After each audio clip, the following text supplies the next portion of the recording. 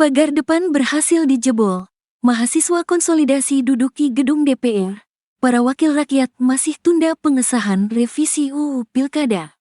Massa dari mahasiswa baik di gerbang depan dan belakang berhasil menjebol pagar gedung DPR saat aksi menolak pengesahan revisi UU Pilkada. Di bagian gerbang depan DPR, sejumlah mahasiswa menjebol pagar besi DPR setelah menggoyang-goyangnya. Mereka juga merusak CCTV. Awalnya sejumlah mahasiswa terlihat naik ke atas gerbang DPR untuk mencopoti besi runcing yang ada di atas gerbang gedung DPR. Namun upaya mencopoti pagar-pagar tak berhasil.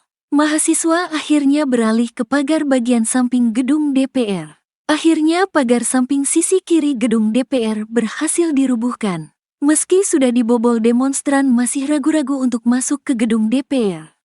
Terlihat mengonsolidasi untuk masuk. Di bagian dalam, aparat dari Pamdal, polisi dan TNI telah bersiaga.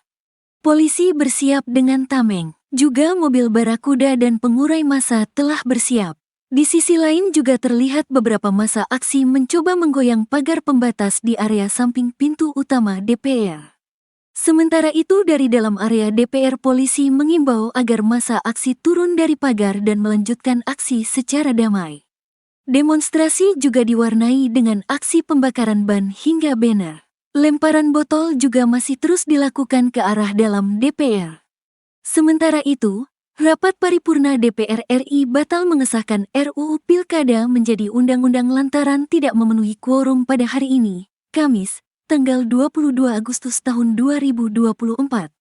Hanya 89 anggota yang hadir ke rapat paripurna yang beragenda tunggal pengesahan RUU Pilkada itu. Pembatalan ini dilakukan di tengah gelombang protes besar dari rakyat Indonesia. Demo besar di sejumlah kota serempak digelar hari ini. Aparat kepolisian telah berjaga di depan kompleks parlemen di Jakarta. Demo besar yang terpusat di DPR ini mengusung agenda menolak pengesahan revisi UU Pilkada di depan gedung DPR RI, Jakarta, hari ini. Demo ini juga menjadi bagian dari gerakan Peringatan Darurat Indonesia yang viral di media sosial setelah manuver DPR mengabaikan putusan MK.